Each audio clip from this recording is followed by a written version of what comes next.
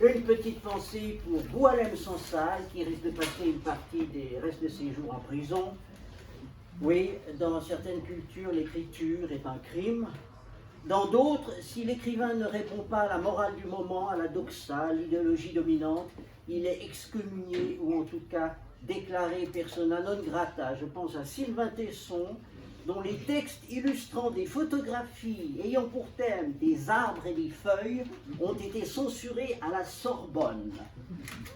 Pourquoi l'écriture fait peur ou dérange? Voilà un beau sujet pour nos soirées d'hiver et diverses. Et on va commencer par une petite citation, histoire de se mettre en jambes. L'écriture est une démangeaison que l'on fait passer en grattant du papier. Elle n'est pas de moi, j'ai écrit ça chez Denis de Rougemont. Mais je voulais vous demander à vous deux, une fois que vous avez pondu un livre, qu'il est imprimé, comment ça revient?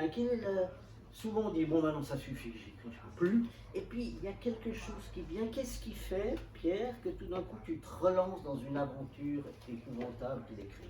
Tout simplement parce qu'il y a un nouveau projet qui est venu.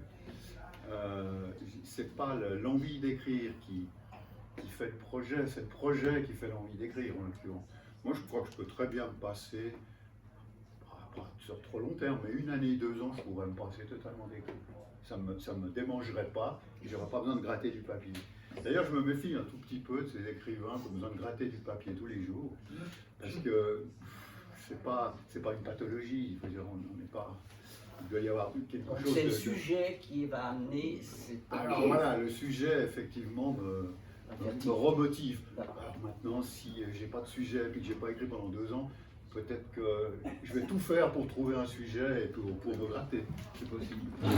Et pour toi, Olivier, qu'est-ce qui fait que tout d'un coup il y a un nouveau projet qui... Alors avant qu'il y ait un nouveau projet, il y a beaucoup de remords. De remords? De remords, oui, oui.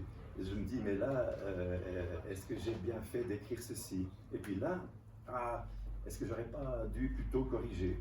Et je vous montre simplement, ça c'est mon exemplaire. Et je vous montre simplement cette page-là, qui a à peu près, chaque fois, 40 endroits signalés où je me dis non, c'est pas du tout ça qu'il fallait écrire. Et Bernard Campiche, qui nous fait l'amitié d'être là avec nous ce soir, a d'immenses qualités, mais une de ses grandes qualités, c'est la patience. Il a eu une patience avec mes corrections absolument prodigieuse. Et après le remords? Et après le remords vient le constat. Le constat que je sais bien que ce n'est pas une pathologie. Il n'empêche que quand je n'écris pas, je ne vais pas très très bien. Ou en tout cas, je vais beaucoup mieux quand j'écris. C'est une sorte de stabilisateur. C'est un peu le funambule, quand il n'a pas sa barre, ben, il perd l'équilibre. Et pour moi, l'écriture, c'est un peu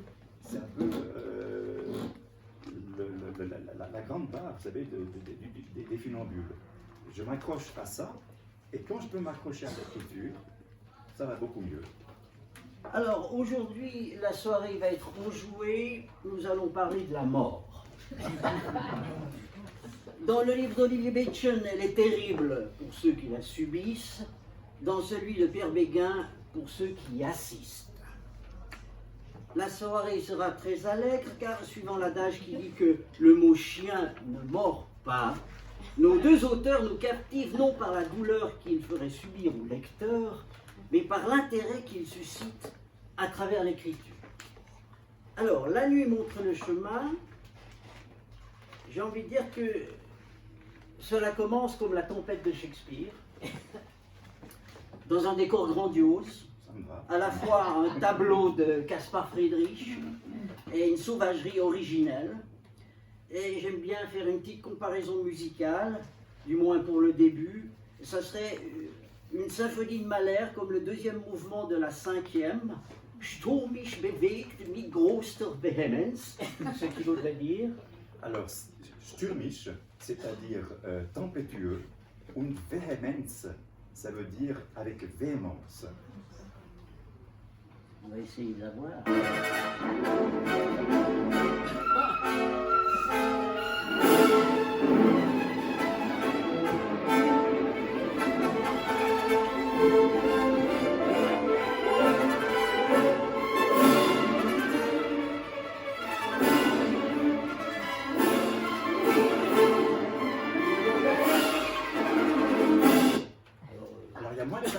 de cymbales dans mon roman, mais Alors, il y a bien quelque chose. avant d'attaquer un tout petit bout de lecture, j'aimerais que tu nous cites le cadre géographique qui est très important.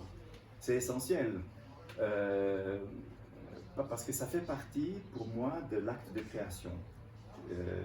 C'est un endroit que je fréquente régulièrement, que je connais très bien, je crois, et que j'adore. C'est pour moi le plus bel endroit du monde, c'est Liang Pass. C'est aussi un endroit où le village qui est juste avant Yaon s'appelle Imfang, c'est-à-dire au fond du trou. Et c'est exactement au fond du piège. Et c'est exactement l'impression que cela donne.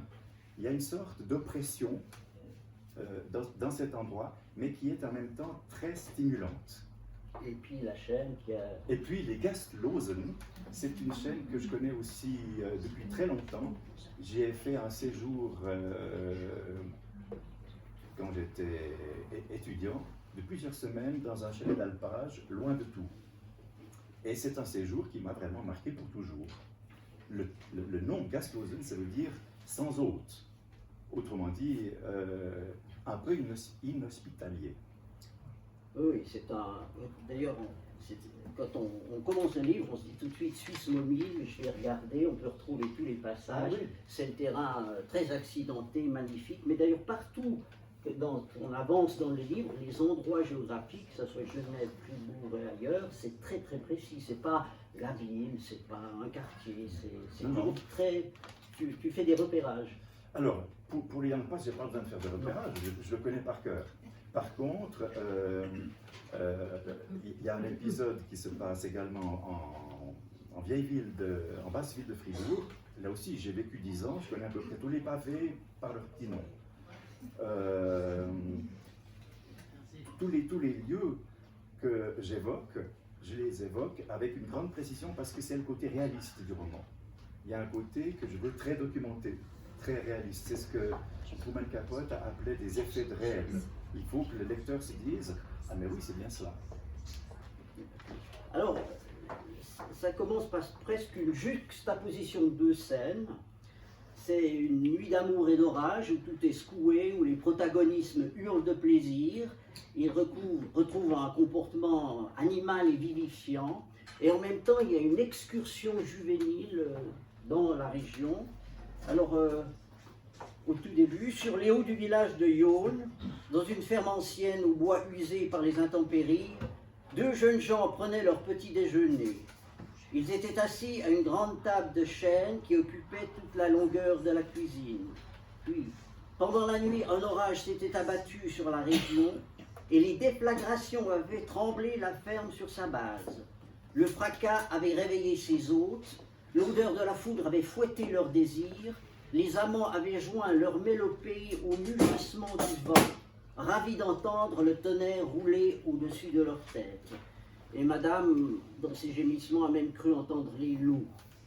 Et puis, le chapitre qui suit, qui est presque dans le même moment, c'est des jeunes gens qui vont faire une excursion. Et ils doivent monter au chalet du régiment, chalet du soldat, un restaurant d'altitude situé au pied de la chaîne des Gastlosen. Les randonneurs avaient décidé de suivre le conseil donné par leur guide de voyage et de remonter à pied les gorges du Petit Montbard. L'excursion se révéla plus difficile que prévu. Le vallon était si étroit qu'il ressemblait à une brèche pratiquée dans le flanc des monts. Les orages de la nuit avaient lessivé les sentiers, raviné les pentes, balafré les coteaux de longues flaques horizontales. Le chemin s'égarait dans les forêts de conifères. Les orties mordaient les jambes des filles et elles regrettaient d'avoir revêtu des shorts aussi courts. Les garçons se reprochaient d'avoir décliné la proposition de l'hôtelier de les amener en voiture jusqu'en haut des gorges, là où se situait l'habituel point de départ de la course. Ils arrivent jusqu'à un replat, la nature est vraiment très forte. Après des efforts, les marcheurs débouchèrent dans une clairière où ils purent reprendre souffle. À cet endroit, le vallon s'inclinait pour ménager un replat qui s'étendait jusqu'à une falaise. Du haut de la paroi, le petit Montbard précipitait ses flots dans le vide. Ses cascades se déchiraient sur les rochers avant de se fracasser au sol en soulevant des nuées d'écume. Ensuite, le torrent reprenait son cours cas un quart, divisé en de multiples ruisselets qui semblaient courir sur les cailloux en cherchant à se réunir. On est dans une peinture... Oui, c'est du Friedrich. Oui, voilà. C'est le romantisme allemand. Alors, et on peut dire qu'est-ce qu'ils vont découvrir, ces jeunes. Bien sûr, mais en plus, c'est comme ça. Ce qu'on découvre. Non, tu veux dire le paysage. Le paysage. Fais confiance, ça va alors. Le Montbard, c'est effectivement une sorte de cataracte qui est un spectacle à lui seul. Alors, qu'est-ce qu'ils vont découvrir, ces jeunes gens? Alors, avant de savoir ce qu'ils vont découvrir, moi j'aimerais juste préciser que donc le couple, c'est l'inspecteur René Soulitch et son amoureuse qui s'appelle Edwige. Et Edwige, le matin, tu me dis si je te coupe l'herbe sous les pieds. Ah, ça, je me débrouille, t'inquiète pas. L'habitude. Edwige dit au petit déjeuner, cette nuit j'ai entendu les loups. Ça, j'ai déjà dit. Hein. Non, tu as dit qu'elle avait un peu, comment dirais-je, Oui. interprété ces gémissements comme étant... Non, non, elle affirme. Elle a entendu les loups. Elle affirme. Elle affirme, j'ai entendu les loups. Et c'est pas une question, elle l'affirme. Et René Soulitch dit, bon, elle a un rapport très particulier aux loups, je ne vais pas la contredire maintenant. Et après, on se rend compte qu'elle avait raison. Et ça pose en quelque sorte d'entrée, non seulement l'histoire d'amour entre Edwige et puis René Soulitch, mais la personnalité d'Edwige, qui est une personnalité quand même assez mystérieuse. On y revient, t'es d'accord? Alors c'est parfait. Ok. c'est Alors, parfait. qu'est-ce qu'ils découvrent? Ah, Et qu'est-ce qui fait qu'il y a eu le loup? Ces jeunes, qu'est-ce qu'ils découvrent? eh ben, ces jeunes, d'abord, c'est une des jeunes touristes qui est là et puis qui voit un oiseau, mais un oiseau très bizarre. Un oiseau très bizarre qui est un peu caché sous des feuillages. Puis elle se dit, c'est bizarre, il ressemble un peu à un ornithorynque. Et quand elle s'approche, elle est pétrifiée parce qu'elle se rend compte que c'est un visage à moitié dévoré. Et effectivement, il y a une partie du crâne comme ça qui a été arrachée et qui tombe comme le bec d'un ornithorynque. D'où panique à bord. Tous ces jeunes gens sont terrorisés. Ils appellent les gendarmes qui eux-mêmes avertissent la sûreté et la sûreté va téléphoner à René Soulitch qui habite en face. Et c'est à ce moment-là que Soulitch va commencer à se dire elle avait raison. Alors, dans le genre polar, il existe toutes sortes de formes, toutes sortes de styles différents, contrastés, des codes, des narrations possibles. Est-ce qu'on peut y échapper ou au contraire c'est agréable de passer là-dedans ou on en invente d'autres? Comment ça se passe? Les deux, mon capitaine. Parce qu'il y a des codes qui sont extraordinairement féconds. Par exemple, la surprise finale, un roman policier qui se termine sans que le lecteur se dise « Oh, c'est pas possible, j'y aurais jamais pensé, c'est lui le coupable ». Il faut qu'il y ait ça. Et c'est un jeu d'échecs entre l'auteur et le lecteur. Et si le lecteur gagne, eh bien, le roman n'est pas bon. Il faut que ce soit l'écrivain qui gagne et qui mette échec et mat, le lecteur qui tombe des nues à la fin du voilà. Donc ça a l'air de rien, mais pour le faire, il faut se lever tôt. C'est très difficile de faire ça. Bon, alors ça c'est une chose. Mais il y a ensuite des tas de moyens d'échapper à une codification trop traditionnelle. Et moi, dans tous mes polars, je fais intervenir des légendes. Et ces légendes, elles ouvrent la porte au fantastique.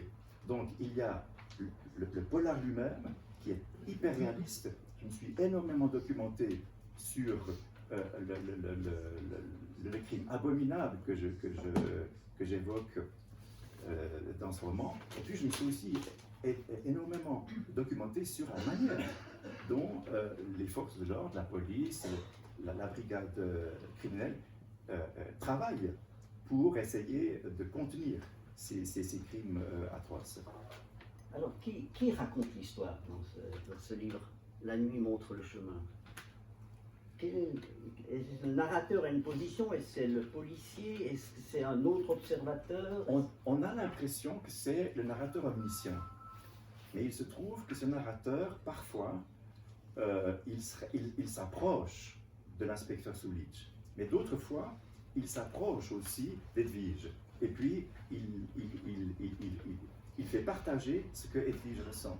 Il fait partager ce que Sulic ressent. Si près que parfois, le point de vue épouse celui du personnage. Mais il y a un jeu.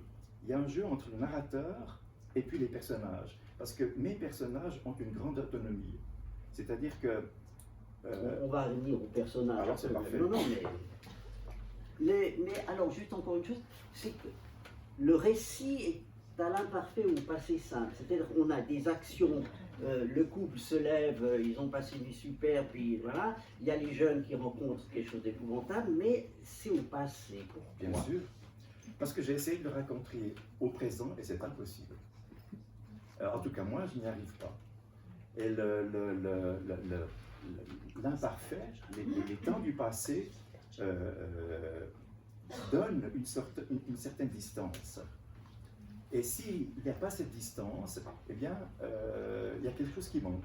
Il y a quelque chose qui ne fonctionne pas. Essayez de trouver un polar écrit au présent. C'est quasiment introuvable. J'en ai découvert un par le plus grand des hasards, mais véritablement, essayez de regarder votre bibliothèque où vous mettez les polars. Est-ce que vous en trouvez un qui est écrit au présent? C'est vraiment rarissime. Parce que l'imparfait, le passé simple, les temps du passé permettent des tas de jeux narratifs, des décrochages, des retours en arrière, des changements de point de vue, des changements d'endroit, etc. Au présent, c'est très compliqué. Et puis ça a un côté, ça paraît bizarre, hein, mais ça a un côté artificiel. Si on essaye de le raconter au présent. Alors une dernière indication sur le temps, c'est que chaque chapitre commence par comme une main courante, une indication très précise du jour, de l'heure, de la minute près. Mais est-ce que ces indications aussi précises, elles cherchent à contrebalancer le côté fantastique de l'histoire? C'est pour un tout petit peu calmer le jeu, puisqu'on nous dit il est 7h10 et puis ils ont passé une nuit, etc. C'est la main courante. C'est la main courante qui permet au lecteur de se retrouver, même si à un certain moment donné, l'histoire d'amour entre Edwige et Sulic se mêle très étroitement à l'intrigue policière. Et puis, il y a une légende qui vient en quelque sorte entrer en collision avec le polar.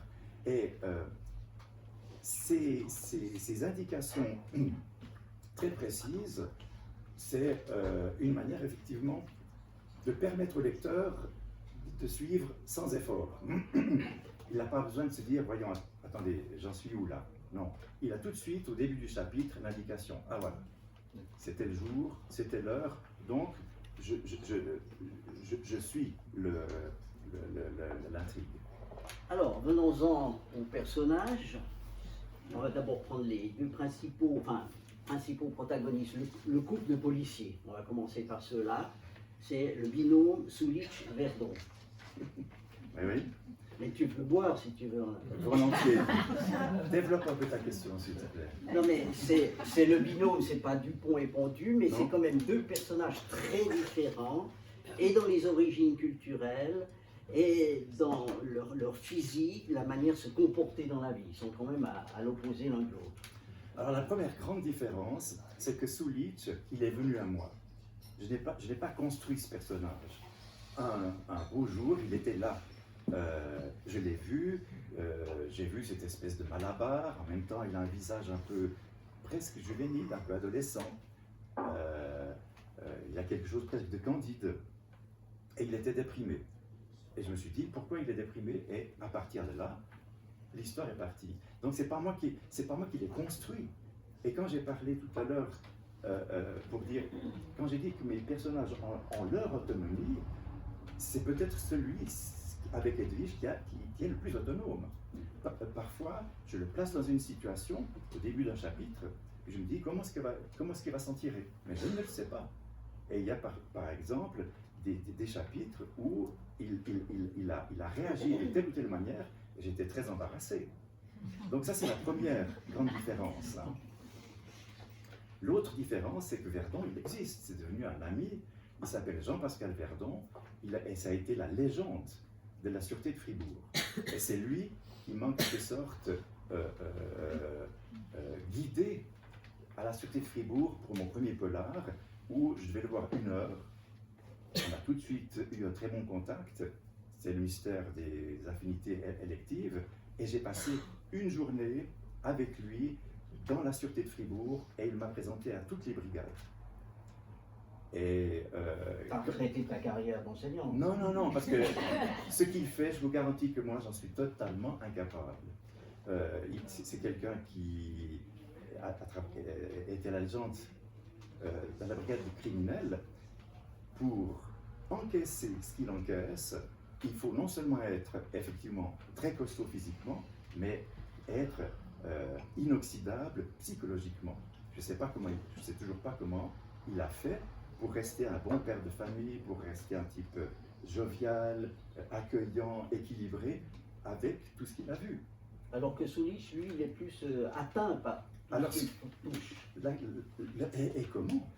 La question que je me pose, c'est en fait, mais c'est maintenant que j'y pense en te répondant, la relation qu'il y a entre le mentor, Verdon, et Soulich, c'est quand même un tout petit peu la relation qu'il y a entre le vrai Pascal Verdon et moi. Mais ça s'est fait sans que je le veuille. Ça s'est fait comme ça, naturellement. Je voulais aussi, mais sans me dire, je vais transformer le fameux duo où il y a un mentor et un apprenti.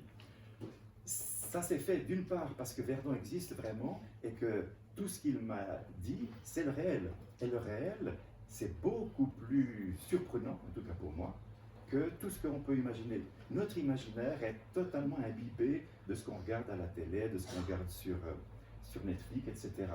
Quand vous parlez avec les gens du terrain, eh ben, ce qu'ils vous disent, vous ne l'avez jamais vu dans les séries ou au cinéma.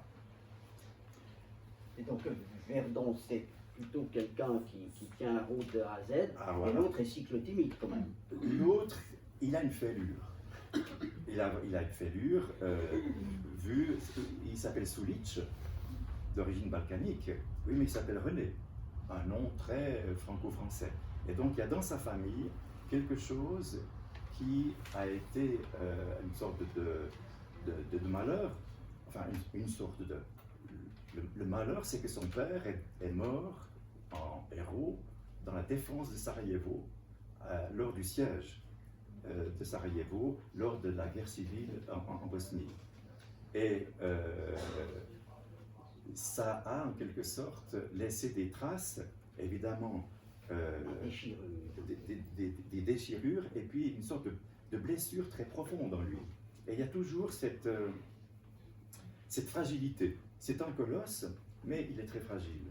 Et c'est peut-être pas pour rien qu'il a toujours avec lui un petit recueil de poèmes. Lui, il était hockeyeur au HC Gotteron, bien sûr. C'est une armoire à glace, d'accord? Il ne se sépare jamais d'un recueil de poèmes écrit par un certain François Villon, qui était un délinquant, et pas n'importe lequel, puisqu'il a même commis des crimes.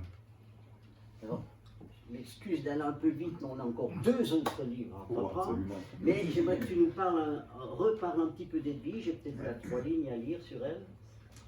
Alors, Edwige, c'est un personnage qui est entre. Je crois que tu y tiens beaucoup à ce personnage. J'ai effectivement, mais j'aime beaucoup mes personnages, tous mes personnages. Mais effectivement, Edwige en particulier. Elle a un mystère, c'est que dans la région, elle a un surnom. On l'appelle la fille du loup.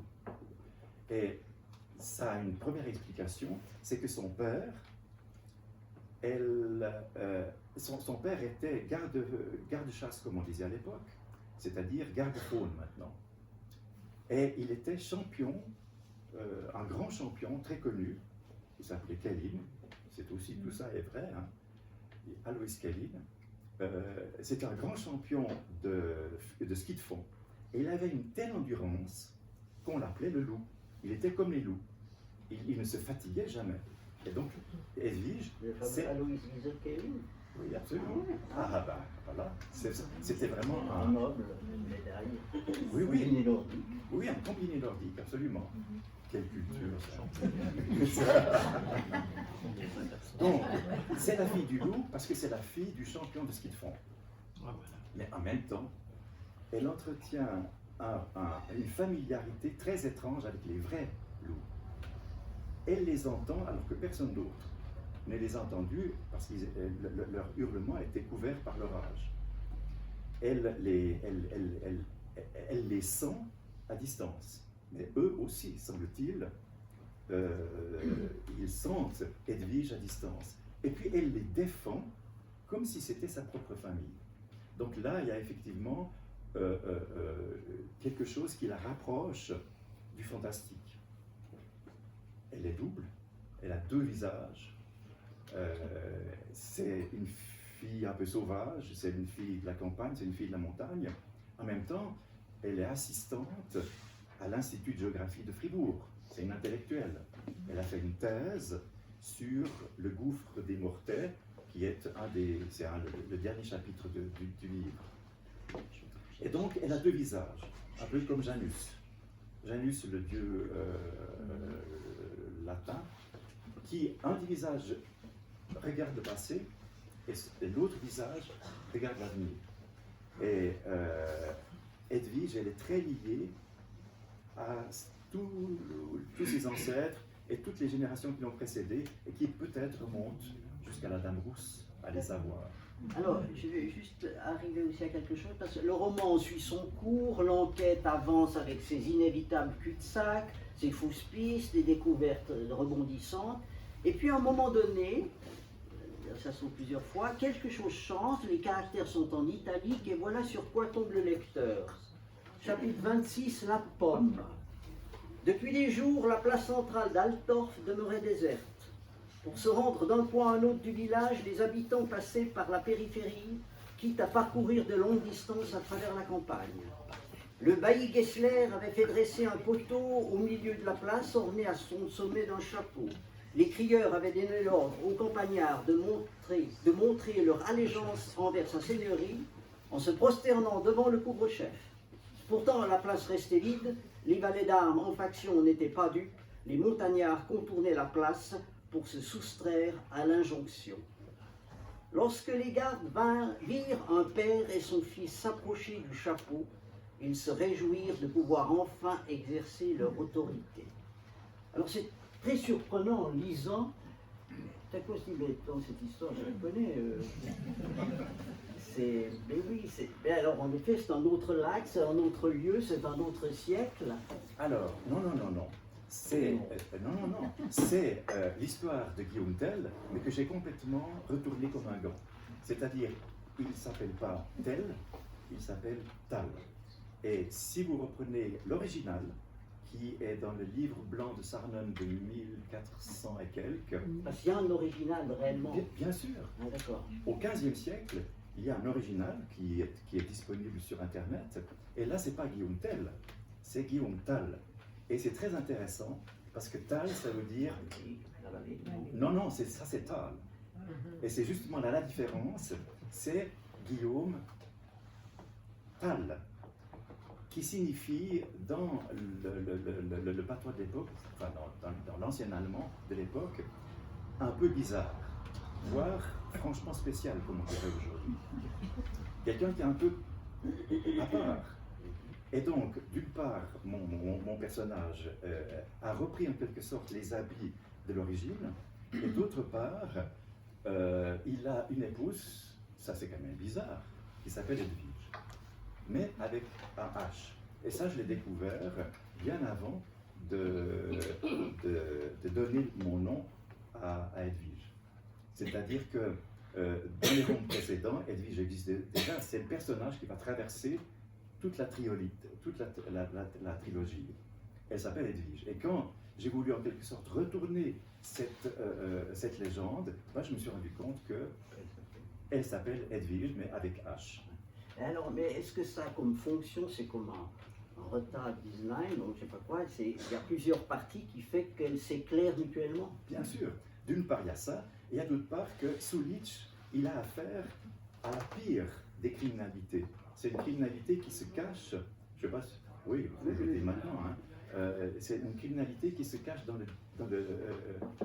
l'Internet caché, le Darknet, le Deepnet, on l'appelle comme on veut. Hein. Et ces filières, elles attrapent des jeunes filles en leur faisant miroiter monts et merveilles. Ces jeunes filles viennent souvent de l'Est, arrivent en Europe, en Europe de l'Ouest. Elles commencent dans un nightclub, ensuite on les pousse un peu sur le trottoir, et puis de déchéance en déchéance, elles se font absolument dévorer par ces filières de trafic humain. C'est à mon sens, c'est une des pires violences qu'on peut faire aujourd'hui aux femmes. Et je suis très étonné qu'on n'en parle pas plus. Parce que ce n'est pas du tout un phénomène qui est réservé aux banlieues sordides de Paris ou d'ailleurs. C'est un phénomène, c'est un crime qui est commis, c'est un fléau qui est commis aussi dans nos régions. Et c'est ça aussi que j'ai découvert en me documentant sur le trafic d'êtres humains. Alors, en lisant La nuit montre le chemin, on se rend vite compte que la nuit ne montre rien du tout. Cela serait trop simple, mais dévoile au contraire des intrigues en millefeuilles. La peur, le non-dit, l'angoisse est partout. L'histoire est complexe, on croit découvrir, mais on découvre d'autres pistes. Et même celui... Juste une petite incise. Comment va faire Šulić pour attraper ces malfrats? Il va avoir besoin de beaucoup d'aide. Il y aura l'aide d'Edwige, parce qu'elle a un flair incroyable. Il y a l'aide de Ludmila, qui est une ancienne reine de la nuit, qui a été une des victimes de ces filières. Il y a aussi une aide essentielle qui est la légende. Et c'est là, en quelque sorte, que j'ouvre la porte du fantastique. C'est-à-dire que quand il lit la légende, il se dit « Ah voilà, c'est ça que je dois faire ». Alors c'est pas très, comment dirais-je, dans les clous, comme on dit, hein, mais c'est quand même bel et bien le conseil qui va... La légende lui dit « Si tu veux choper ces types-là, voilà ce que tu dois faire ». Alors, Šulić, un soir d'été, on est à Neuchâtel, il a fait chaud toute la journée, petit à petit avec l'ombre, les gens sortent, et il veut aller trouver sa mère, ce brave Šulić. Le logement qu'occupait la mère de Šulić était situé à mi-hauteur des escaliers couverts du collège Saint-Michel. Donc on n'est pas à Neuchâtel, on est à... On n'est pas du tout à Neuchâtel. Lorsque Šulić voulut s'engager dans la montée, il vit apparaître sur le bâtiment d'angle un faciès inquiétant. Mi-homme, mi-bouc, une tête sortait de la molasse en retroussant ses lèvres dans une grimace moqueuse. Sa gueule laissait pendre une langue pointue. Šulić s'aspergea la figure avec l'eau d'une fontaine placée sous l'ornement. Lorsqu'il releva la tête, la gargouille avait retrouvé son immobilité de pierre. Il y a cette réalité qui change, qui est inquiétante. Et il va trouver sa maman, et quand il entre, elle lui dit « Toi, tu as bu alcool, pas vrai ?» dit Wanda après l'avoir fait entrer. « Je vais préparer thé. » Bien qu'elle fût un exemple d'intégration, les déterminants de la langue française ne trouvaient toujours pas grâce à ses yeux, etc. Elle était belle, jeune, drôle, séduisante, mais seule. Šulić reviendrait sur la question. Pour l'instant, il devait affronter un autre sujet. En Bosnie, j'ai été sur la tombe de ton mari. Wanda apportait le thé sur un plateau, elle ne dit rien, mais son visage se ferma. Son expression était éloquente. Nous y voilà. Quand elle se fut assise, Šulić vit qu'une pâleur creusait sa figure. Après un silence, elle lâcha « Oui, je comprends. Et on a de la chance parce que moi, je n'y comprends plus rien. » Sulich fait une profonde respiration, il s'était juré de garder son calme. Sa mère s'était rencognée dans son fauteuil comme si elle avait voulu s'enfermer dans une coquille. Bon, procédons par ordre. Tu me réponds par signe si tu veux. Alors voilà, première question. Bosco Sulich n'est pas mon père, n'est-ce pas? Etc., etc. C'est un dialogue extraordinaire.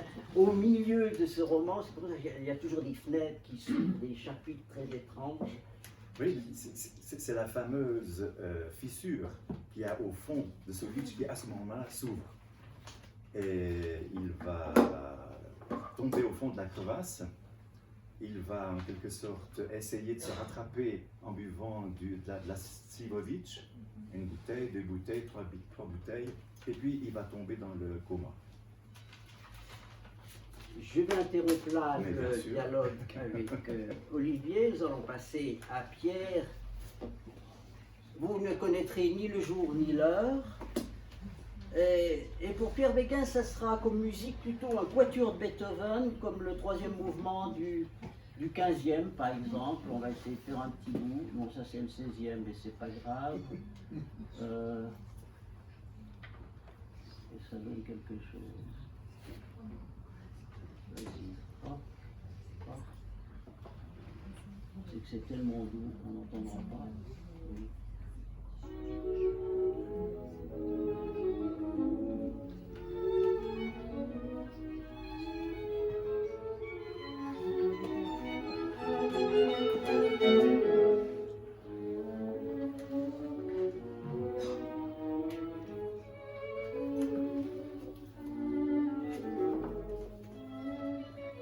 Alors, à l'inverse du livre de Olivier Bätjen, dès la première page, le lecteur sait comment cela va se terminer.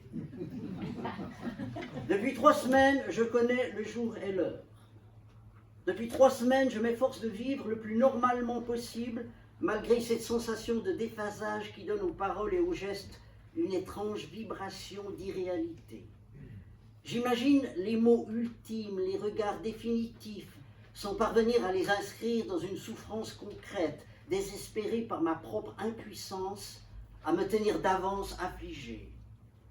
Depuis 3 semaines, je sais ce qu'aucun être humain ne devrait savoir. Ce sera le 28 avril à 14 h. Ainsi en ont-ils décidé. Non que ces dates revêtent pour eux une importance particulière ou symbolique, simplement pour des considérations qui m'échappent, elles semblent leur convenir. Et là, tu parles de tes parents. Oui.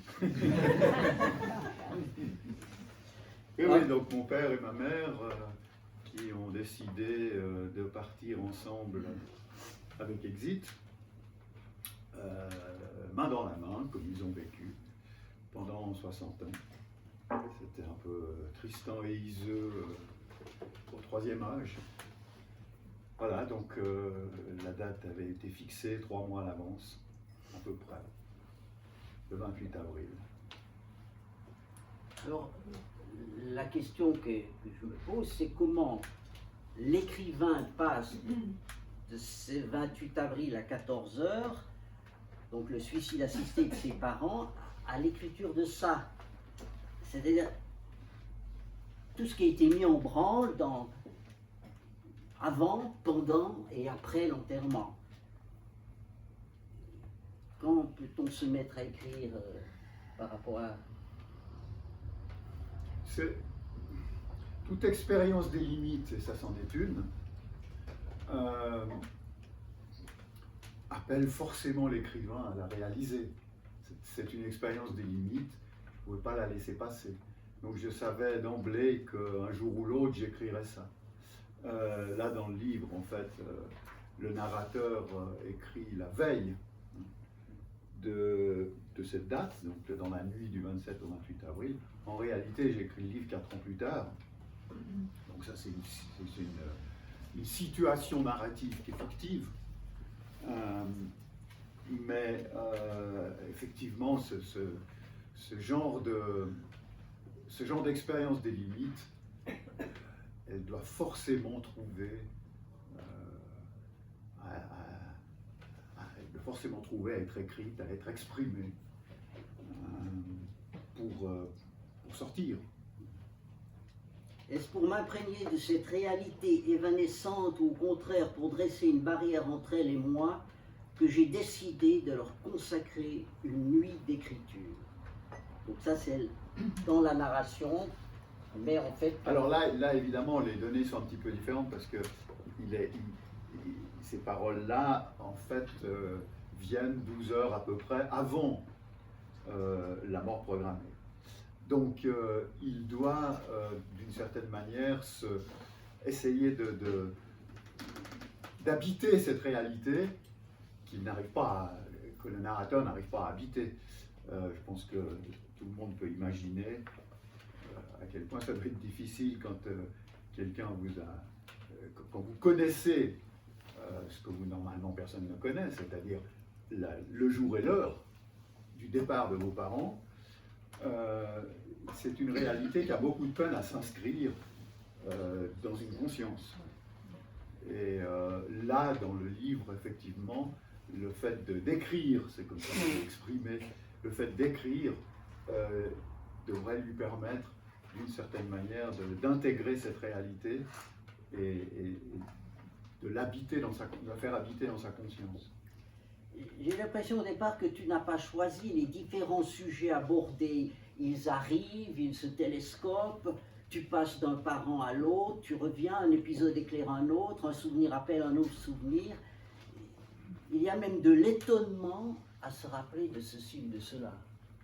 Dès le moment où j'imagine une situation de narration, encore une fois, c'est pas la vraie, hein, mais j'imagine une situation de narration où, pendant la nuit qui précède la mort, il est en train de convoquer ses souvenirs. Effectivement, il faut qu'il y ait une espèce d'impression de spontanéité dans la convocation de ses souvenirs. Si on avait un plan très précis, ça ne marcherait pas.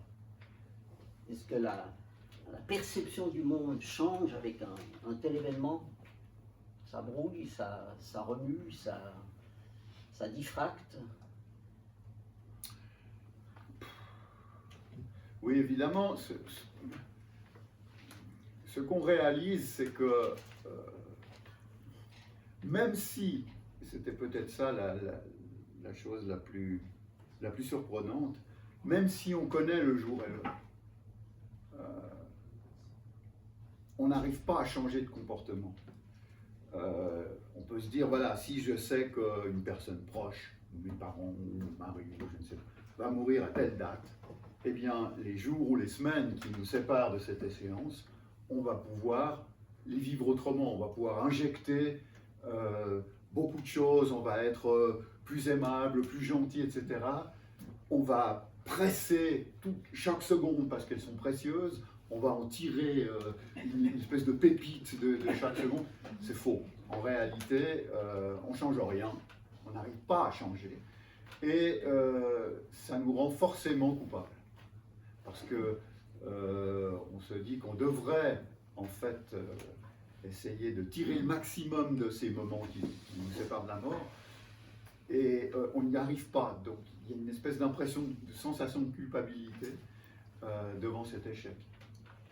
Alors, bien sûr, il y a différents personnages, et les deux premiers, c'est le père et la mère. Alors, le père, qu'est-ce qui caractérise le père? C'est la voix, le langage?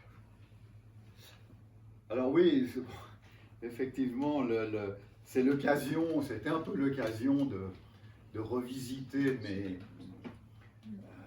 rapports frontaux, familiaux, et plus spécialement ceux avec mon père, qui se manifestaient beaucoup, c'est vrai, sur le plan langagier.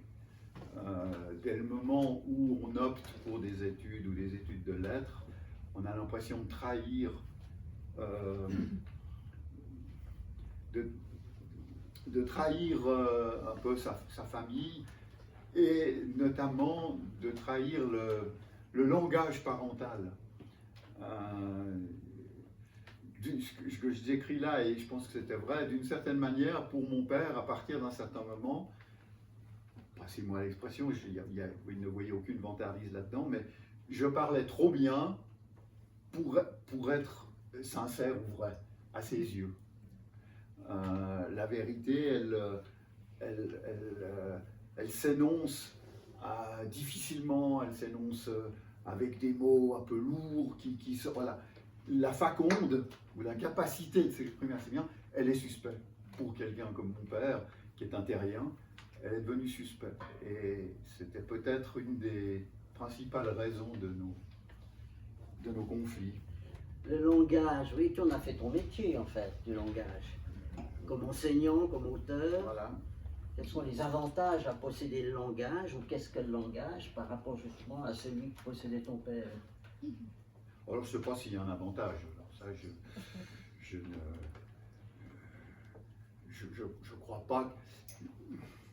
je crois pas que j'ai pu exprimer plus, finalement, oui, j'exprime beaucoup plus de choses. De là à dire que ça m'a rendu plus heureux que lui, je ne pense pas. J'ai toujours un peu de peine à croire aux vertus thérapeutiques de l'écriture. Alors, on bassine à ça, tous les auteurs vont dire qu'il y a une vertu thérapeutique.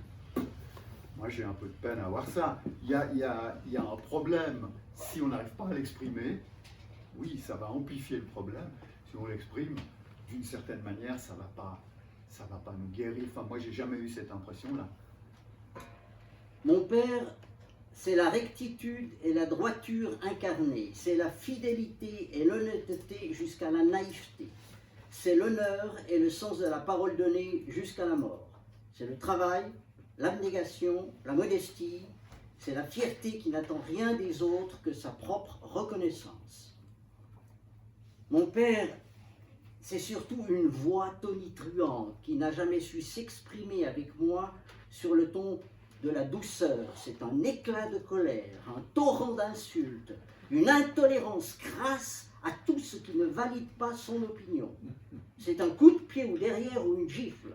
C'est une assignation au travail, une punition. Il avait deux visages. J'écris « avait » tant l'approche de la mort ne lui laisse d'autres sentiments que la colère, la bouderie et le soupçon. Non pas un double fond ou une face cachée, mais deux manières d'être, ou plutôt de parler, qu'il savait adapter à son interlocuteur. Aux autres, à mes amis, à mes copines, à ma femme, encore maintenant, il réservait un ton poli, plus neutre, une voix forte certes, mais contrôlée, sans brusquerie, assaisonnée d'un soupçon d'humour et agrémentée d'un sourire complice que soulignaient de petits yeux malicieux. Son vocabulaire restait le même. Il s'est rigoureusement refusé à utiliser des termes qui n'appartiennent pas au registre de sa condition. Une telle entorse lui paraîtrait relever de la trahison autant que du ridicule. Non, c'était le ton qui changeait, la voix qui se couvrait d'une certaine douceur, parfois même des accents légers de séduction, et qu'il perdait systématiquement lorsqu'il s'adressait à moi, pour retrouver aussitôt cette voix de stentor aux tonalités brusques et colériques, cette voix dont il ne s'est jamais départi à mon égard, même lorsque je suis devenu père à mon tour. Joli portrait. Et la mère. Je ne sais pas si mon père l'aurait apprécié, mais... Et la mère, alors. Ah, ma mère, c'était tout autre chose. Alors, j'avais pas de problème avec ma mère, au contraire. Ma mère, c'était plutôt la douceur et la compréhension et la sensibilité. Mais voilà, elle a toujours pris le parti de mon père. C'est-à-dire qu'elle a vécu le divorce de ses parents assez mal. Et elle en a conclu que voilà, il fallait toujours être du côté de son mari. Et assez systématiquement,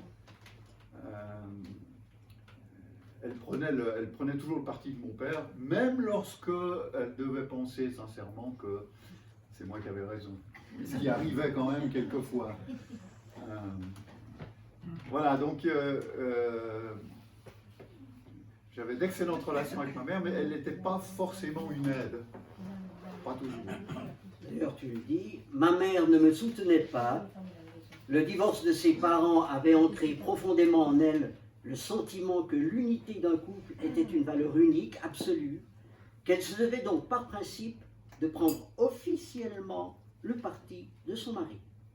Mais elle trouvait en aparté les mêmes prétextes pour me faire revenir. Viens dîner à la maison, apporte-moi ton linge. N'osant pas formuler la véritable raison, passe nous voir en instant, ça nous fera plaisir. Comme si elle partait de l'évidence qu'ils n'étaient pas eux-mêmes un motif suffisant à ma venue et qu'il fallut m'appâter par quelques commodités d'enfant gâté. En fait, c'est pour elle que je suis toujours revenu, que je reviendrai toujours, même après son départ. Elle ne mourra pas, elle restera, entre mon père et moi, un lien indéfectible, une source de tendresse et de douceur. Pourquoi ?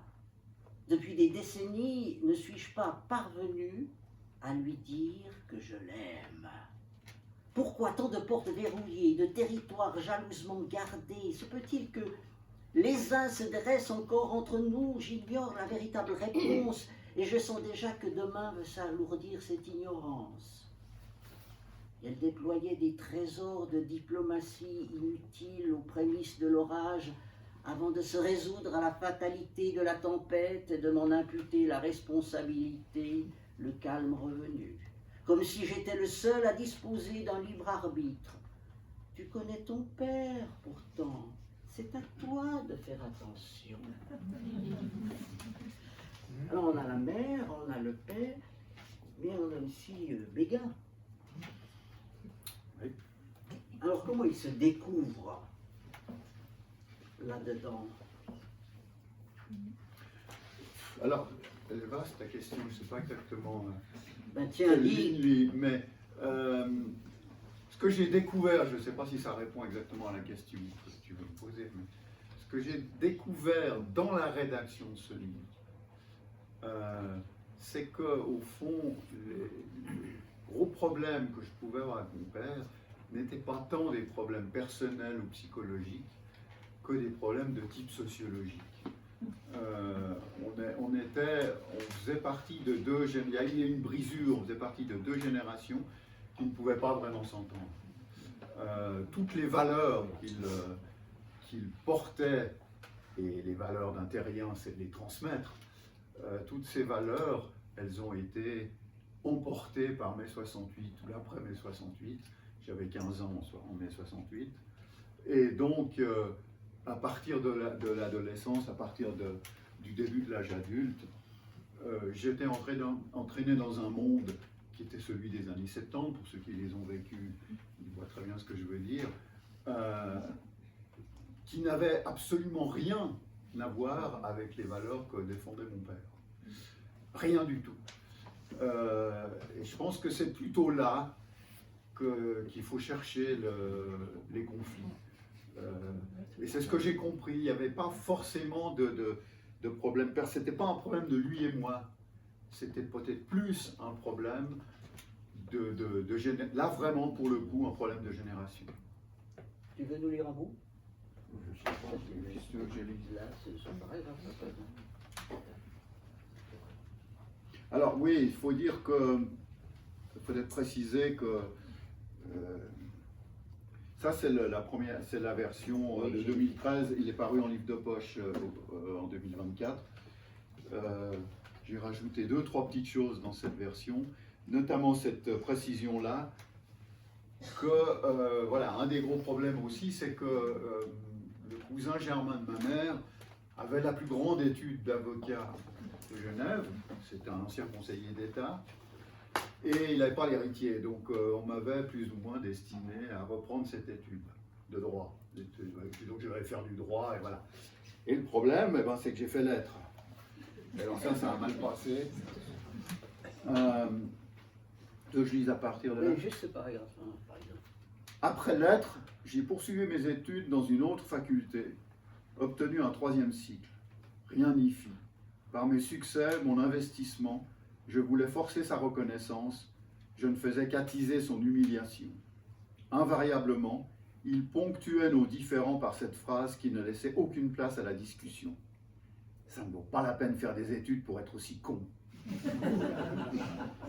À cette sentence, je quittais la table, ma mère usait de diplomatie et le temps tissait son manteau d'oubli. J'ai cessé alors ma course au diplôme, devenu inutile.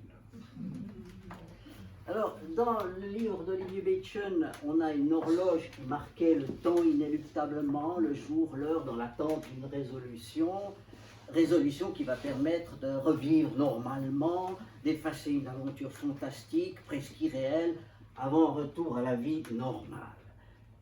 Fin qu'on ne doit pas dévoiler. Ah, certainement pas. Chez Pierre Béguin, il y a une ligne du temps, évidemment, il y en a même plusieurs, des lignes temporelles, affectives, mémorielles, et cette ligne du temps comptée inéluctable le 28 avril à 14 heures. Mais ce qu'il y a de fou, d'impensable, justement, ce n'est pas le mur qui se rapproche, mais le vide. Il ne va rien avoir après ce 28 avril à 14 heures, après cette date et ce moment où quelque chose dont on ne sait rien. Donc, on est avant la révolution copernicienne, là. On ne sait pas... Oui, évidemment, il y a un butoir qui ouvre effectivement sur le vide, pas sur quelque chose. On peut attendre une date, on peut la redouter, parce que quelque chose va se passer. Et qui fait que, voilà, ça apporte ou ça change, etc. Là, ben, il s'agit de la mort de ses parents d'un coup. Normalement, la nature fait qu'on perd d'abord l'un, puis ensuite l'autre. Et donc, on devient orphelin par étapes. Et c'est bien ainsi, parce que pendant un moment, on peut toujours parler avec l'autre de celui qui est décédé. Là, c'est d'un coup, on devient orphelin. Et ce qu'il y a de terrible, c'est que je me suis rendu compte de ça. J'avais l'impression, puisque j'avais à peu près 2-3 mois pour m'habituer à cette date, on savait que c'était le 28 avril. Et donc, j'avais vraiment cru que voilà, le temps fait que j'allais gérer cette épreuve-là. Je pensais que j'allais la gérer. Et puis, voilà, donc les médecins viennent, ils avalent la potion létale. Parce que les détails ils sont précisés dans le livre.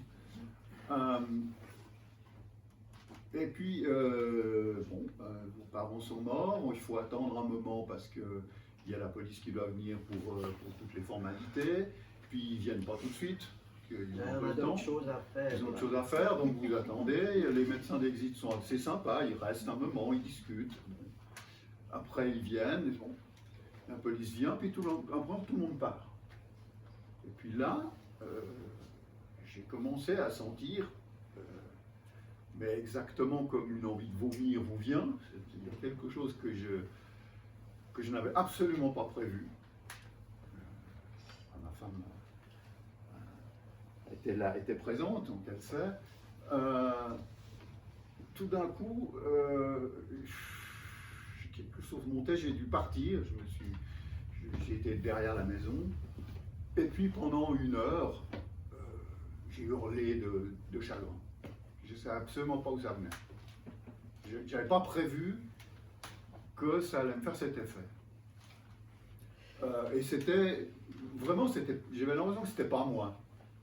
J'ai dit, mais j'ai plus de maman. C'était ma mère qui me posait, c'est la mort de ma mère qui me posait un problème.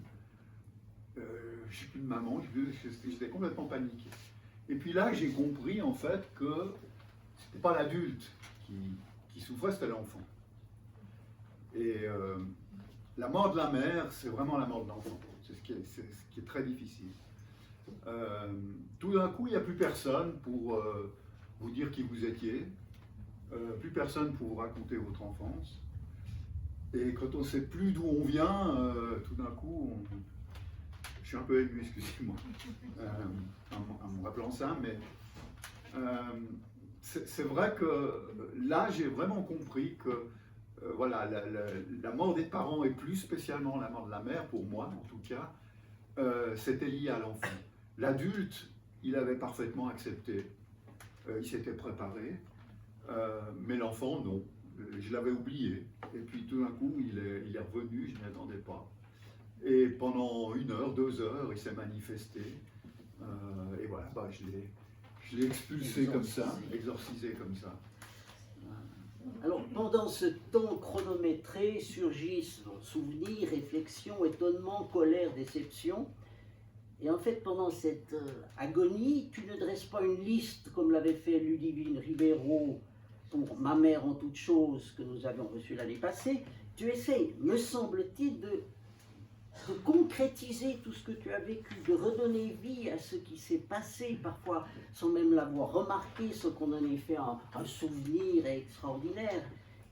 Et je pense même que tu as peut-être été étonné par ce que tu te sentais devoir écrire.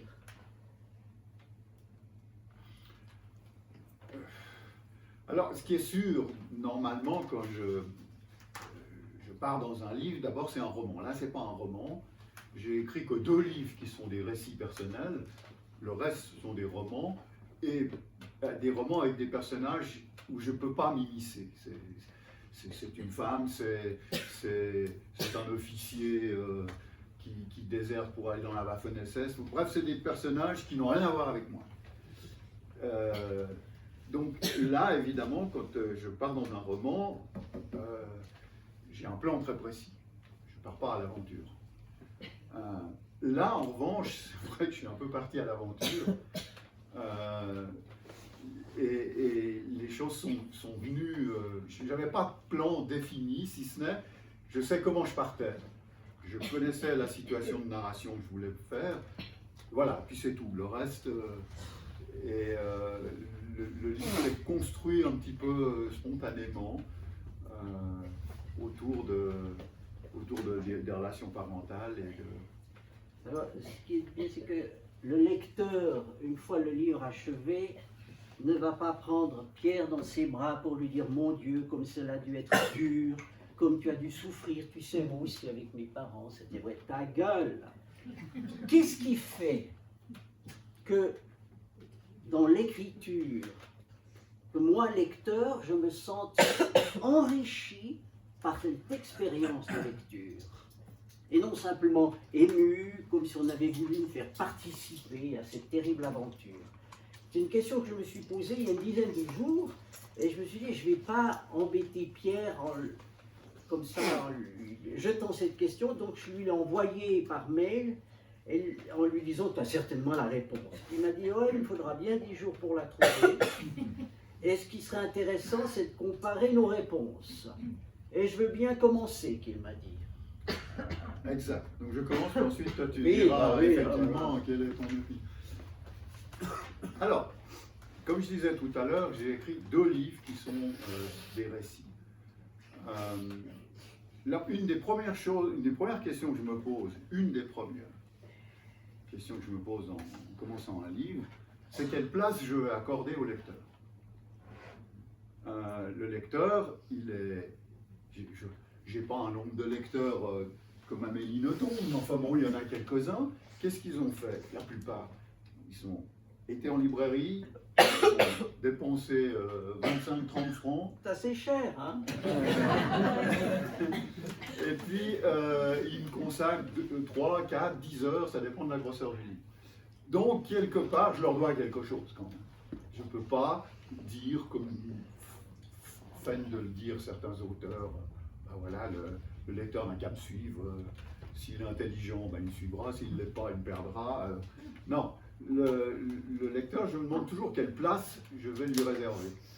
Et là, la question s'est posée, me dire si je veux que le lecteur soit inclus dans mon livre, il faut que j'écrive en dépassant quelque part ma propre expérience personnelle. Il faut que j'aille un peu plus loin, il faut que j'aille gratter là où le je rejoint le nous. On est tous très différents en surface, mais plus on creuse et plus on rejoint ce que disait Montaigne, l'humaine nature. Alors d'une certaine manière, très très modestement, parce que je suis loin de Montaigne, mais c'est vrai que j'ai essayé de rendre ce récit un peu plus universel, de dépasser ce que je déteste dans les livres, et que malheureusement, on est d'accord sur ce point-là, c'est un peu trop souvent le cas dans la littérature suisse romande, c'est les jérémiades victimaires, nombrilistes. Voilà, je raconte mon expérience, plaignez-moi, je suis une victime. Alors ça, c'est exclu, je ne veux pas ce genre de choses. Donc voilà, j'ai essayé de dépasser ma propre expérience, de rejoindre quelque chose qui est plus universel, et notamment toute la réflexion sur parce qu'on n'en a pas parlé, mais c'est quand même essentiel, sur la justification du suicide assisté, justification ou non. J'ai essayé de ne pas... Moi, j'ai mon opinion, mais dans le livre, je ne suis pas sûr que quelqu'un arrive vraiment à voir de quel côté je suis. En fait, j'ai essayé de soulever tout ce que cette boîte de Pandore peut libérer comme problématique sur ce suicide assisté,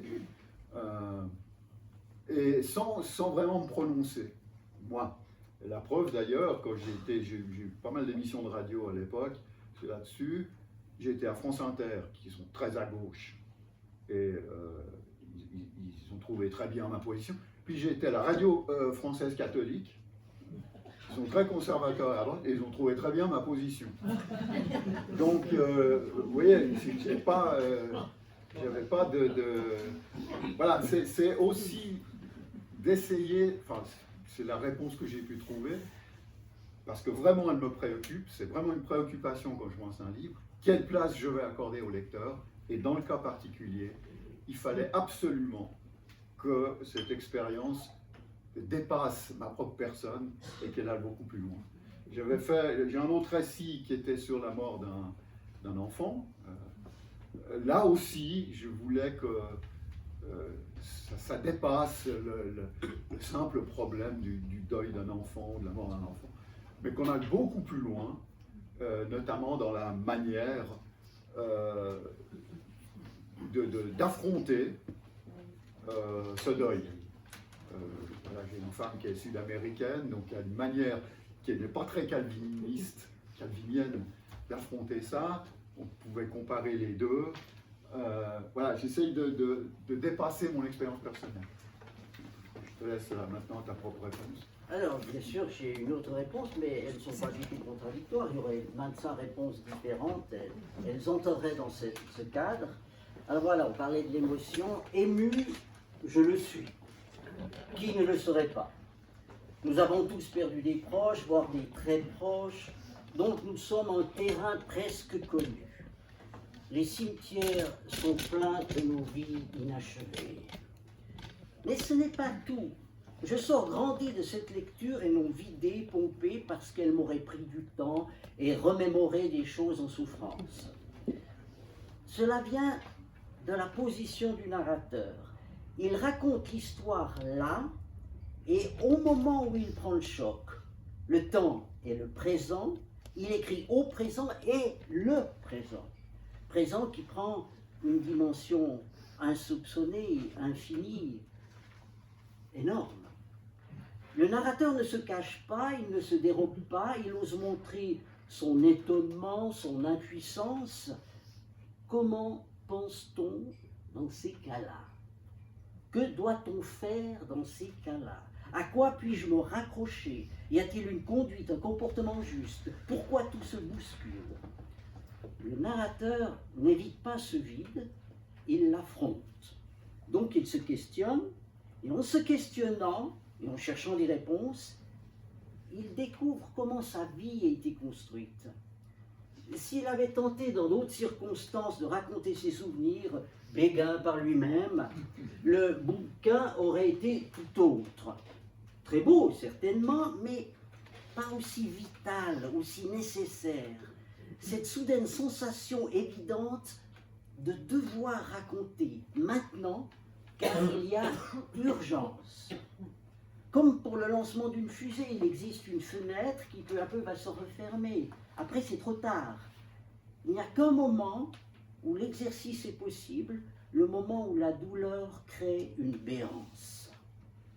Le narrateur raconte donc non seulement des événements, des souvenirs, des émotions, des sentiments. Pour moi, il raconte ce besoin d'écrire, cette urgence de vie.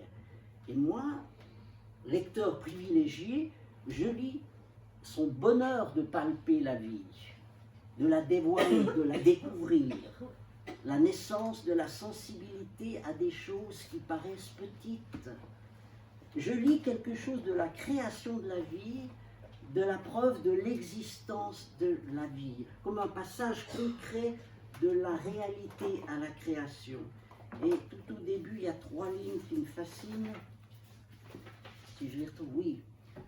Je ne dormirai pas cette nuit, je n'ai pas fermé les volets, par la fenêtre ouverte, malgré l'ombre des rideaux et le noir des grands arbres, entre et s'allonge sur le parquet la blanche clarté électrique d'une lune de balade. Les bruits du dehors semblent contraints de se mettre en file d'attente avant d'être autorisés par intervalles irréguliers à entrer dans le silence de la maison. 8h moins 5. Bon, nous n'allons pas mourir dans 5 minutes. J'ai encore un livre. Après, vous aurez des questions, les amis. Alors, c'est Olivier Bechon, un livre qui s'appelle Au rétroviseur.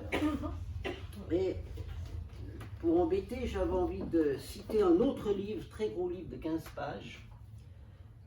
C'est un résumé de Proust. Non, c'est Le plâtrier siffleur de Christian Bobin. Et il dit cette chose-là, puisqu'on va parler de poésie. J'essaye de recueillir des choses très pauvres, apparemment inutiles, et de les porter dans le langage. Parce que je crois qu'on souffre d'un langage qui est de plus en plus réduit, de plus en plus fonctionnel. Nous avons rendu le monde étranger à nous-mêmes, et peut-être que ce qu'on appelle la poésie, c'est juste de réhabiliter ce monde et l'apprivoiser à nouveau. Alors, Olivier Bechon au rétroviseur, juste pour éclairer, dit Superman entendu, tu ne fais pas référence à une ode aux voitures et aux cyclistes d'autoroute. Non, c'est pas mon genre. Alors, comment et pourquoi la poésie? Tout simplement, tout à l'heure j'ai dit que j'avais vraiment besoin d'écrire pour aller bien. En fait, j'ai besoin de 2 écritures. J'ai besoin d'écrire des romans, mais en même temps, j'écris de la poésie. Les 2 choses avancent parallèlement. Au rétroviseur est mince, quoique je vais en lire un échantillon tout à l'heure, vous verrez, c'est une poésie qui est très très horizontale, donc pas si mince que ça. Mais je l'ai commencé en 2008, et puis je l'ai publié cet automne.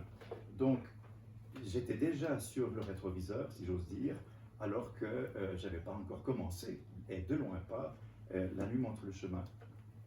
C'est une poésie qui est narrative, c'est-à-dire que chaque fois je raconte quelque chose, mais j'accorde aussi beaucoup d'importance à la versification, à la prosodie, au rythme.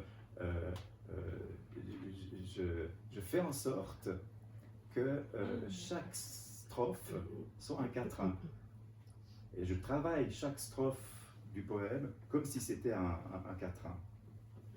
Au rétroviseur a 2 sens, probablement un peu plus, mais bon, c'est les scènes de mon enfance que je vois, mais dans un cadre. Et ce cadre-là, le rétroviseur, c'est pas très bucolique, c'est évidemment volontaire. Ce cadre-là me garde de glisser vers la nostalgie, un écueil que je voulais à tout prix éviter, ou de glisser vers « c'était mieux avant ». Et puis, j'ai remarqué que lorsque ces scènes d'enfance remontent à la surface, elles remontent également avec le langage que j'utilisais dans mon enfance, et qui est un langage que toute ma famille, dans mon milieu socio-culturel, tout le monde parlait comme ça. C'est ce qu'on appelle aujourd'hui le parler roman. Et le parler roman, nous, on ne savait pas que ça existait. Puisqu'on le parlait. Et on le parlait, et puis quand on nous disait non, non, c'est une serpillière, on disait comment? On ne comprenait pas le mot serpillière. Bon, et donc il y a toute cette réhabilitation de ces vocabulaires. Oui, puis au rétroviseur, on regarde toujours devant, mais on voit derrière, on n'a pas besoin de se retourner. Et ça, c'est la deuxième partie du recueil. On voit en fait les personnages qui sont descendus du véhicule avant soi-même, et prématurément. Et là, je rejoins évidemment le livre de Pierre. C'est toutes les personnes dont j'ai dû faire le deuil. Et c'est aussi une manière, en quelque sorte, d'apprivoiser le deuil grâce aux contraintes de la versification. Je peux te lire deux... Oh oui, Hein? bien. Le magasin. La vitrine porte une inscription d'un vers digne d'un écusson vaudois, mais c'est un nom à la consonance incertaine d'outre-sarine, un patronyme qui signale le Staubierne. Mon père n'a pas songé à indiquer pâtisserie, confiserie pour l'édification des passants. Sa devanture, à valeur de sésame, voire d'étendard. Le soir, il se tient là, tranquille, dans une pose de granit. Oui, c'est aussi une manière pour moi de rendre hommage à mes parents. Hein. Il y a une continuité, encore une fois, entre les livres de Pierre et moi. Et puis, parmi ces personnages qui ont été si importants, il y a ma grand-mère. Et si vous me permettez 2 minutes, j'ai écrit un poème sur cette grand-mère, et en utilisant le terme qu'on utilisait à l'époque. À l'époque, on l'appelait pas grand-maman, ça faisait snob. On disait mémé, bien sûr. Mais aujourd'hui, mémé, ça a un sens un peu péjoratif. Et donc, dans ce poème, je rends au mot mémé sa valeur affective. Vas-y, papy. Qu'as-tu rêvé d'autre, mémé, pour que tu te lèves chaque jour aux aurores? En toute saison, tu grimpes l'escarpe du petit chêne, les bras chargés de légumes. Je me souviens des promenades autour d'Aubonne, des casse-lunettes le long du ruisseau, des chiens de garde qui nous assaillent. Toute canine dehors, armé d'un bâton, tu aurais fracassé le museau. Du premier qui aurait osé, qu'as-tu vu dans tes rêves, mémé? Pour avoir ce courage, depuis toujours, tu as les cheveux blancs, la démarche balancée, la figure ciselée de qui a bien réfléchi et a décidé d'en rire. Tu as l'odeur des pommes gardées dans ta cave en terre battue. Parfois, tu revêts un chapeau à voilette, comme une élégante du passé. Tu parles une langue étrange, à 2 étages, avec des passages secrets vers l'ancien monde, celui des cartes postales où l'on se jure fidélité éternelle. Aujourd'hui, enfin, je t'écoute, ton message me parvient à travers les craquelures de la nuit. Enfant, j'ai préféré arpenter les cours d'eau qui grondent au fond des gorges. J'ai appris à sauter par-dessus les marmites des sorcières, à gravir les cascades, à nager à contre-courant. Sans le savoir, je remontais vers la source de tes rêves. Merci de votre écoute. C'était Olivier Betchen et Pierre Béguin pour la bravo.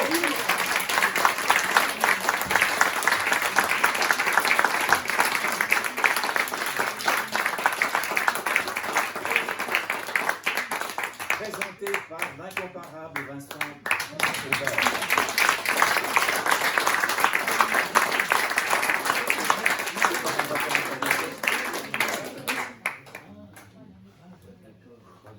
Voilà, il y a des questions, Ah oui, des questions. si jamais vous avez le droit. Tout le monde est quoi? Oui. Une question que j'adresse aux 2 auteurs.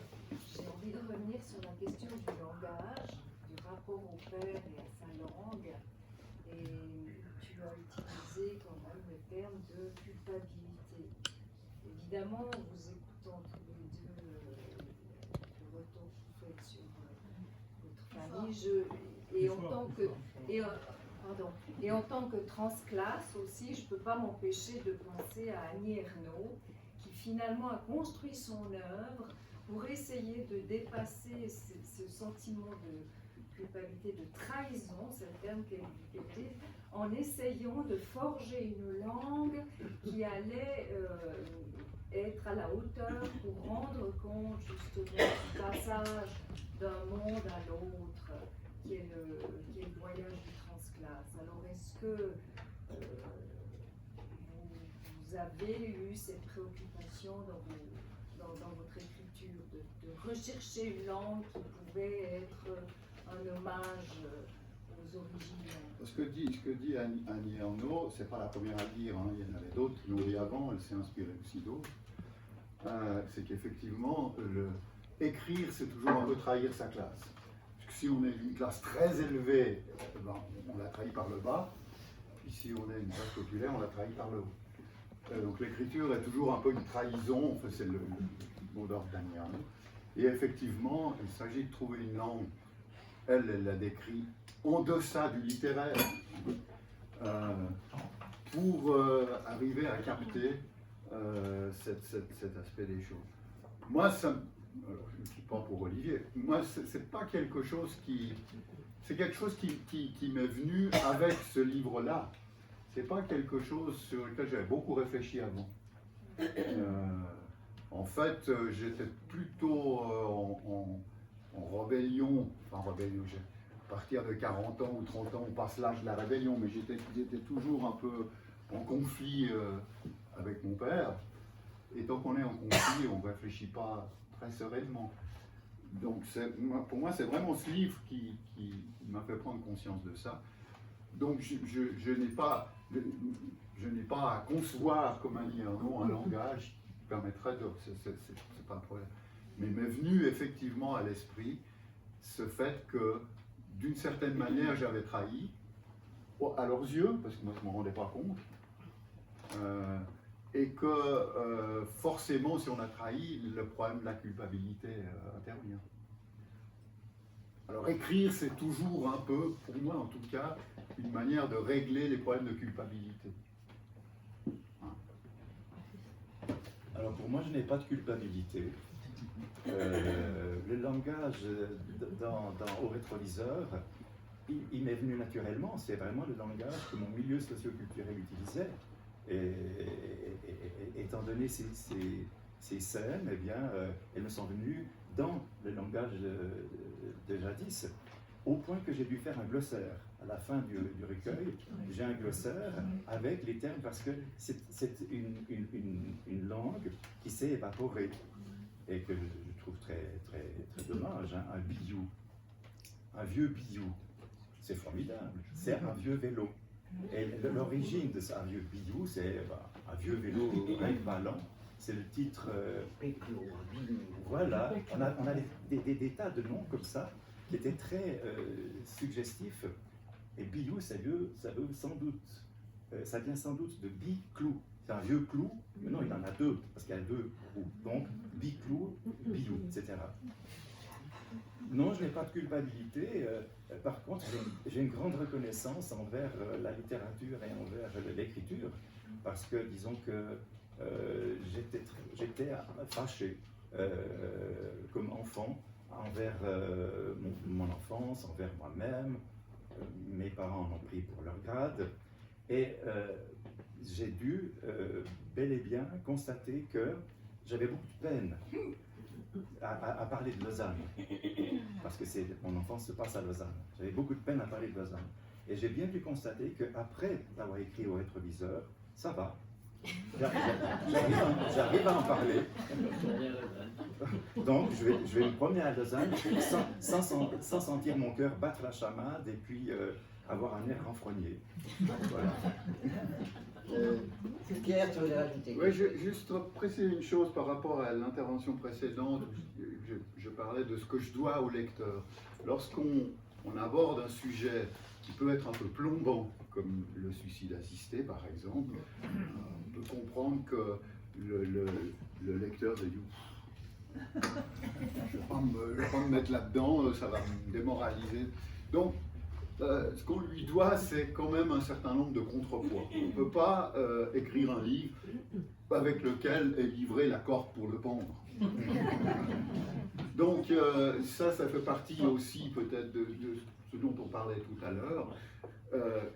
La manière de systématiquement mettre des contrepoids. Je vous cite juste deux passages. Le premier est avec ma fille cadette et le deuxième juste après l'enterrement. Ma fille cadette s'est approchée de moi, si purement fait, entre deux cris de joie et deux courses pieds nus dans le ruisseau.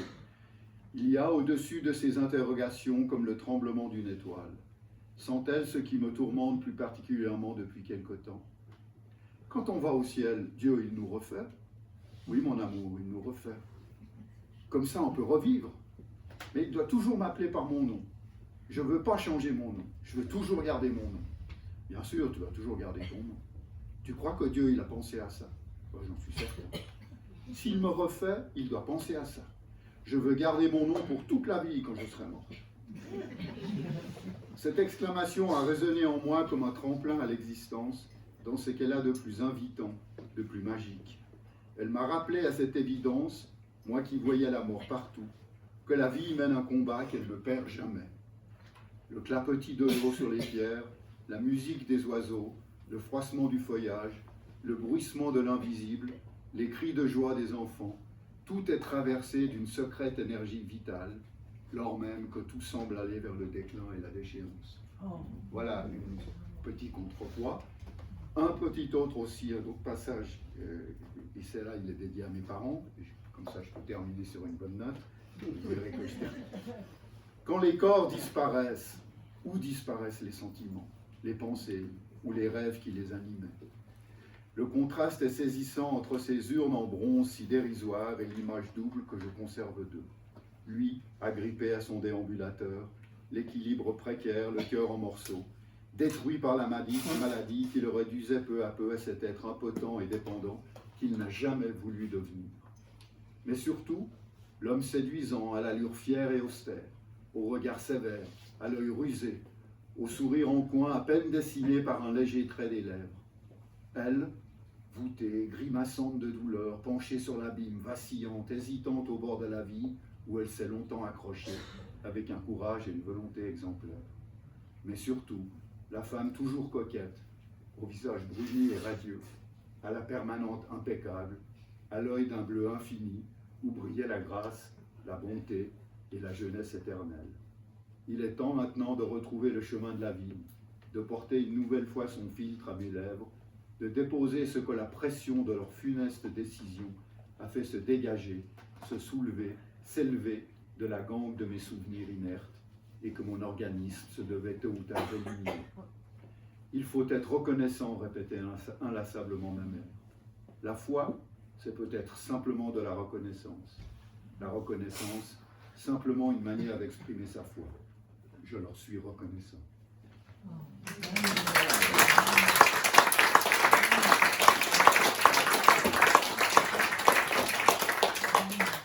Il est bon de tomber sur des livres inépuisables.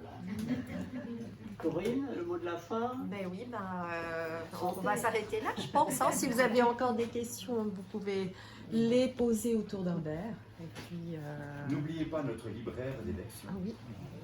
Moi, je voulais juste rajouter quelque chose par rapport à l'écriture de Pierre Bédien, parce que j'en ai lu vraiment pas mal maintenant. Et puis justement, ce questionnement qu'il a par rapport à écrire quelque chose qu'il a vécu, j'ai envie de dire qu'il a le sens de la langue, parce que tous les passages qui ont été lus sont magnifiques, alors qu'il parle de quelque chose de terrible.